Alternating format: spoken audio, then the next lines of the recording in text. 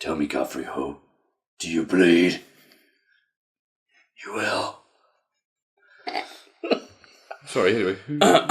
So, Tom, what is Chris saying is the plot of Ninja Dragon?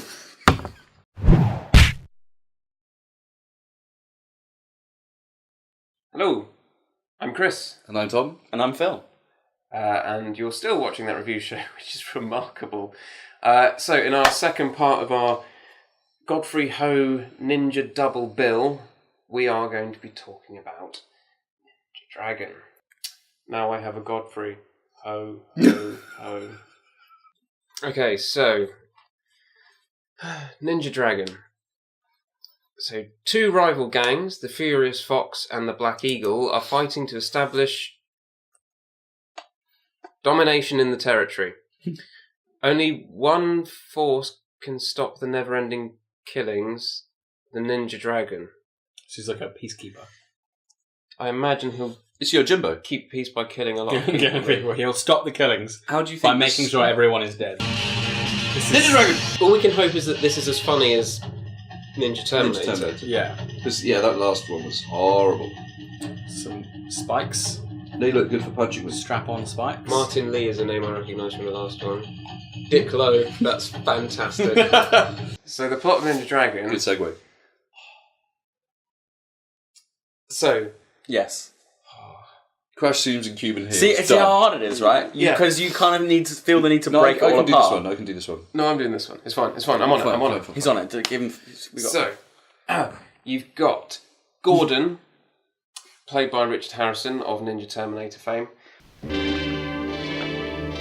Good day, gentlemen. Why the unhappy faces?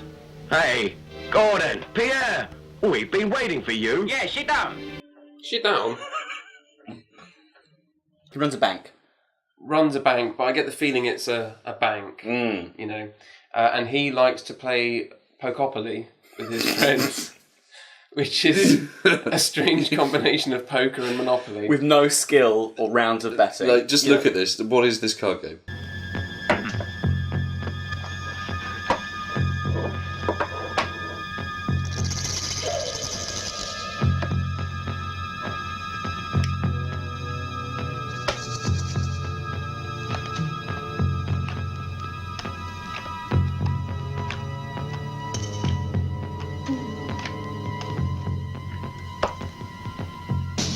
See you then.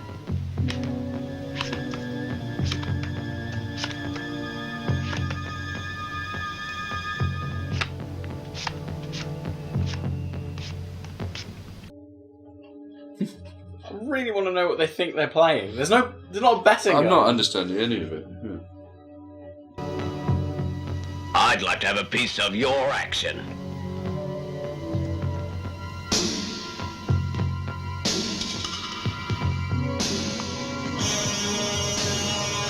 Oh my god, what does that mean?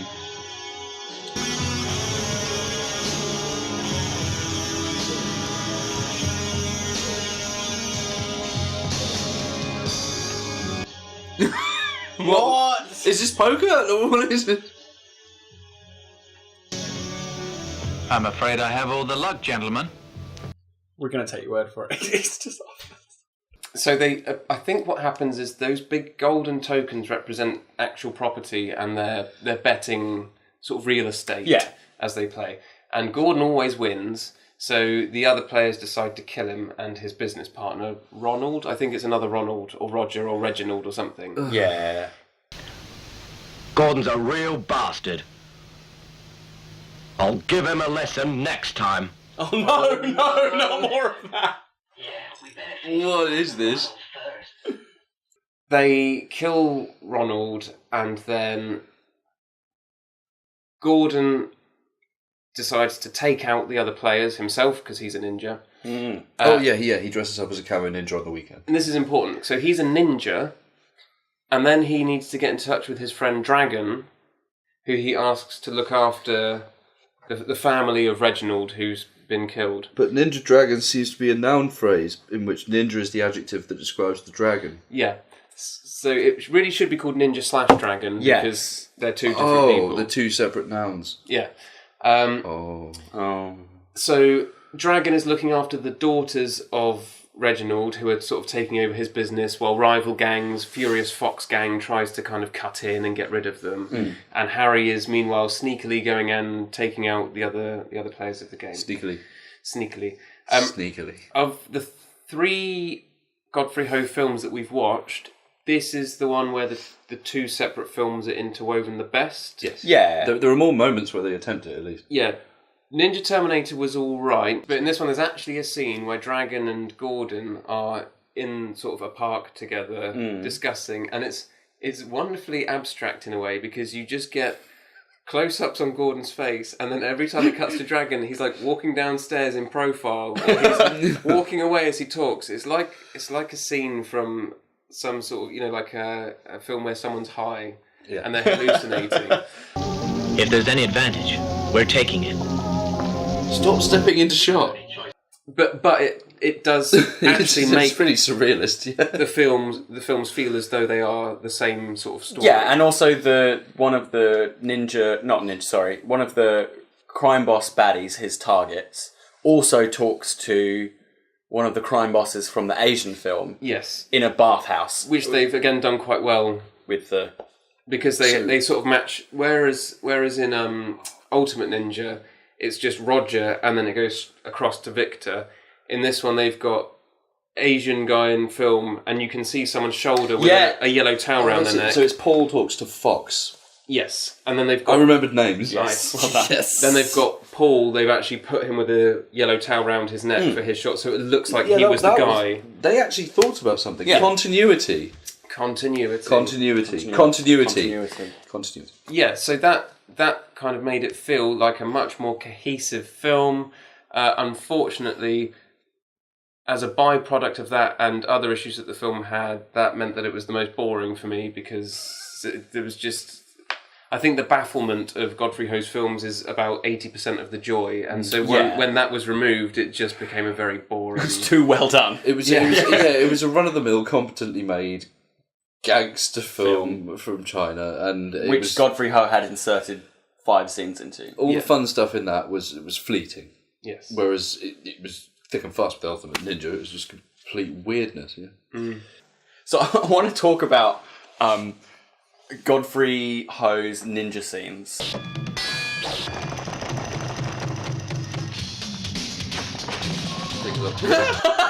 Wham! His belly flop. Often ninjas have a headband that say ninja on it. So you can tell they're a ninja, obviously. It's like a children's costume, you know? But to be fair, it's difficult to tell that they're a ninja when they're white and walking around in broad daylight. Yes. In bright red. Well, the other, he gives you some other clues, so they do ninja magic. Which is this. Did ninjas ever do magic? I'll do this, and then there'll be a puff of smoke, and I'll disappear, and we can do that, right? Yeah, or you go... And I'll disappear, and I'll appear somewhere else. Did you hit yourself in the face then? Maybe a little. It looked a bit like you did. And ninja face mask and eyeliner. Yeah. Like, lots of ninja eyeliner, which I guess they do before they go out. The eyeliner is important, because ninja... I think my favourite of these in this film was they ambush Gordon in a car. It stops the car, does a little bit of this, there's a puff of smoke, and bam, he's a ninja. There he is. Yeah. Over there being a ninja. There's a bit where another guy does that, and he goes, and he's just suddenly wearing his costume. Yes. And then he runs on a wall. I mean, he tries a few things in this, right? So there's ninja wall running, which is them When you just say he, turning... Godfrey Ho or the Godfrey Ho. story? He tries a Okay. few ninja-y things, right? So there's wall running, so what they've done is they've done a close-up of feet and turned it 90 degrees. Well, this is the thing, though, because the texture underneath his feet very much does look like the texture of the wall. No, I think someone's held him up, so he's just kicking against it. That's what I'm really hoping, because his running is really awkward as well. He's doing really funny little steps, and I really hope that they just 2 guys picked him up and he just had to wave his legs at the wall. Something about that foot run reminds me of the robot in Ninja Terminator. Just that there's pathetic silliness. Completely inept. Yes. And then there's another scene where he tries like a kind of Wild West standoff, like a ninja standoff. So Gordon appears from the bushes. The film is boring. and gets out, Carry on, sorry. and gets out the most ninja weapon, which is a fishing slingshot. Okay, now the film's exciting. Which he uses to Mildly annoyed. mildly annoyed target. Definitely get his who attention. stands up with his gun. Using the element of surprise, he then just steps out of the bushes with a crossbow, the second most ninja weapon. Yeah. Um, He then lowers the crossbow so the guy can raise his gun. and then when duel. and just when you think, it's going to be like a duel, Wild West duel, the guy shoots, he disappears, reappears and shoots him with the crossbow. End of scene. Yeah. Why'd you do that, Gordon? Why didn't you just shoot him in Hey. the first place, Gordon? Ninjas Gordon, are what are you mysterious. doing? What are you doing, Gordon? Ninjas work in mysterious ways. Gordon, sort out your life, Gordon. Go back to the bank. Go do your job. To be honest, I just wanted to talk about the ninja bits. They're the only kind of entertaining part. My favourite Gordon ninja bits is the same technique he uses on the crab in Ninja Terminator, which is to throw things to pin them. He keeps throwing photos of his targets and pinning them to the wall. You know what I love If only about- he applied the same logic with the actual person. Just throws on We'll just kill him straight off. Yeah. The best thing about that scene in Ninja Terminator, though, is his wife drops the crabs and is scared of the crabs, so he throws a knife at the crab, but he doesn't even kill the crab, because there's then a shot of the crab with a knife in it, still crawling around. Oh, is that? You're like, well, now you've just got a crab with a knife in it. It's... Arguably scarier.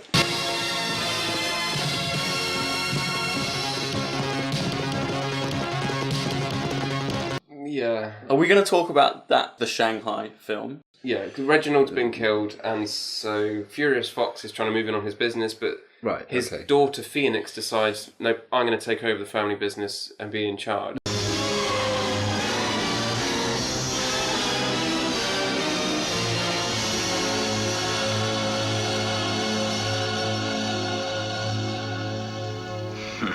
I got so tired of looking at people with ill-fitting trilby hats and Cuban heels. It was just so like, Yeah. Did you get bored of Fanny? I never got bored of hearing people shout "Fanny" in this film. Fanny. Fanny. Fanny. Fanny. Who are... Uncle Ho. Fanny. Fanny. Fanny is a character. She's relatively important. Fanny, who do you think you are, a princess? So, yeah, there's a weird romance subplot where Benji, who is the nephew of Reginald, is trying to get some... Fanny. And we only realised sort of halfway through that meant he was trying to sleep with his cousin. Because we had a moment where we went, hang on a minute, they're brother and sister. Oh no, they're not, they're cousins. So yeah, there's a 3-step process to wooing a girl, especially if she's your cousin, right? Mm-hmm. First off is you buy her flowers. You. No good trying your fancy foreign ways, you're just a peasant. If that doesn't work, you smack her around the face a few times. Oh God! This.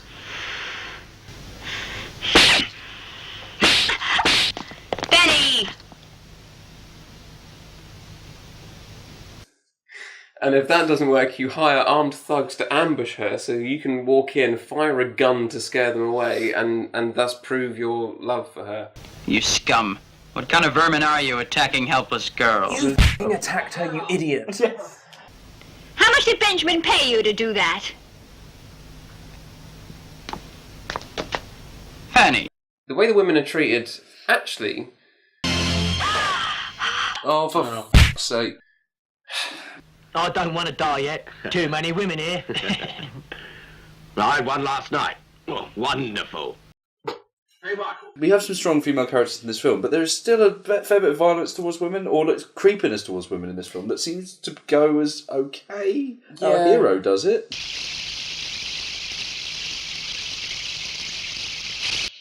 This is male gaze all over. It is. Old Laura Mulvey would be spinning in a grave. But didn't Not she go in a lake?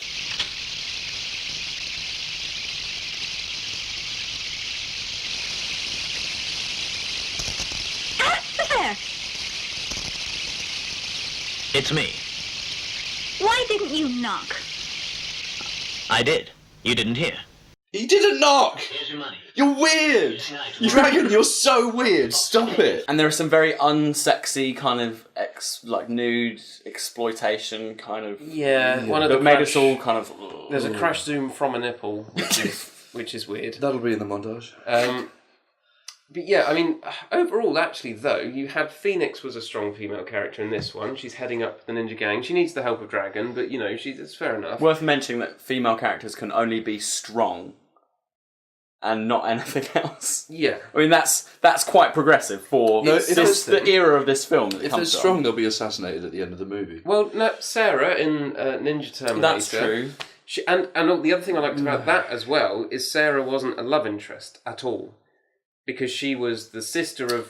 Oh, Ninja Dragon. Sorry, I was like, Ninja Terminator. Oh, was I saying was that Harry's Ultimate wife? Ninja, you mean? Sarah from Ultimate Ninja. Harry's wife was scared of crabs, man. She wasn't a strong female character. Wait. So, Thunder Ninja Kids. Oh. Do you think Fanny's scared of crabs? In this, Ninja Terminator, Dragon Terminator. In Ninja Dragon, you had Phoenix was a strong character. Yeah, she was. She took over the gang. She said, "I'm going to." I liked Phoenix. Gang. I loved her Christmas wrapping dresses. She was strong. She didn't take rubbish from Furious. Yeah. No, she was good. Yeah. Cunning.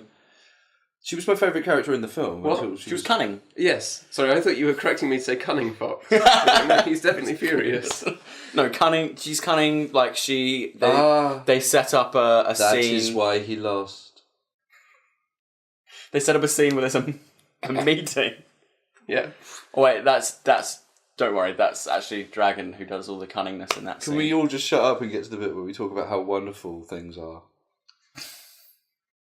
I want to talk about the few moments in this. There were some wonderful moments of joy. That really buoyed it up. Okay. Oh yes, actually, there were some wonderful scenes. Yeah. Yes. Yeah. Go. So an assassin comes after Dragon. There's two elements to this which are wonderful. Well, the one that I found wonderful is that when Dragon bests this assassin, but he's not quite dead, and he's crawling away, he's like, "Show me your face! Show me your face!" And to avoid showing his face, he repeatedly slams his head into a rock.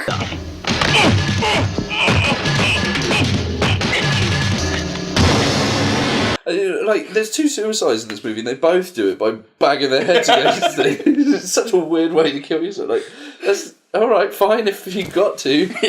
But that's not the weirdest thing that happens in this film, and this is the other element of that scene that you were talking about. Before the assassin smashes his head in, he set a trap for the dragon. Yes, yeah, possibly. Like, because I called this. I was like, that's a push door. Yeah.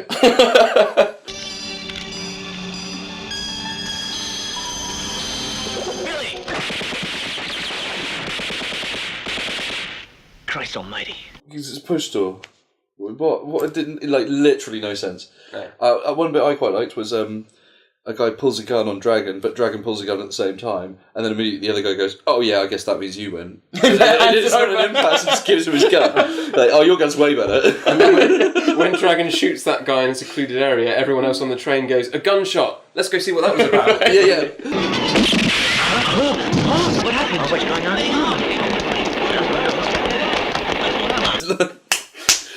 Oh. So, Phil, do you want to start score for Ninja Dragon? Yeah, I see. I just didn't derive that much amusement from this one. Yes, we watched it late at night, but that isn't the reason it was draining. It was draining because it just didn't have enough B-movie wackiness. I've got to give it a 2. 2 out of 10. Standard, that review show fare. Rubbish. 3 out of 10. Not as funny as 4 out of 10. Just, bad. Just a few redeeming moments. Interesting to think about, isn't it? Godfrey Ho, how do you do that? Why have you done that? Well integrated. Gets more points for that. A couple of good characters. Good. Get some points for that. Crap. 3 out of 10. Yeah, I'm with you. I'm going for, I think 3 is about right. the only real praise you can really give it is that Godfrey Ho is responsible for a better interweaving of the narrative. There were scenes in this where we were like, oh, hang on a minute, they are in the same film together. We were even going, oh, which film is that from? And if we're asking that, then he's done a good blend. Yeah, but like I said earlier on, unfortunately, that led to it being far less interesting because we knew what was happening and there was no bafflement kind of to keep us amused. So yeah, I'm going to go for 3 out of 10. Oh yeah, Richard Harrison, who's in Ninja Dragon and was in Ninja Terminator, apparently wasn't aware Godfrey Ho was using his likeness and performance in multiple films. We shot 71 minutes. How is it I'm in 40 films? Yeah. and Ho himself, rather than being buried under the weight of his terrible and lazy filmmaking, has a job lecturing. Yeah, he teaches film at Hong Kong University, I think. I think it would be interesting to see if Godfrey Ho has ever done like an interview. Like, I want to see what he as a person is like. Well, I phoned Richard Harrison and asked him for an interview, but he... How did that go? Not very well. Oh.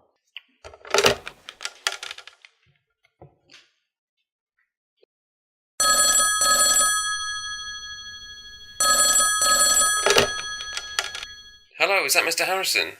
Yeah, hi. I do That Review Show. It's a little YouTube review channel. I don't know if you've seen it. We were wondering if you'd be willing to come in and talk about your films that you made with Godfrey Ho. Go to hell! Right, yeah. So, Tom, what score would you give Godfrey Ho? Oh, listen to that. Some played the game, he changed it. Yeah, good question. Do you know what? That's a really, really good question. I feel kind of like he's doing the director equivalent of like benefit fraud or tax avoidance. He's sort of like managed to pull the wool over everyone's eyes and make 120 films. So when you actually look at them, you're going with DVD releases. Yeah. Do you think he sold his soul to Satan for a job in cinema and has ended up with this? Like the worst. That is exactly. This is a Faustian bargain. He won the Twisted Mental competition. He won Twisted Mental, and Calypso tricked him into having the worst. Calypso, I want to have directed more films than anyone, and Calypso went very well. Your wish is granted. Was Richard Harrison his co-driver? Because the poor guy. Oh, video game references.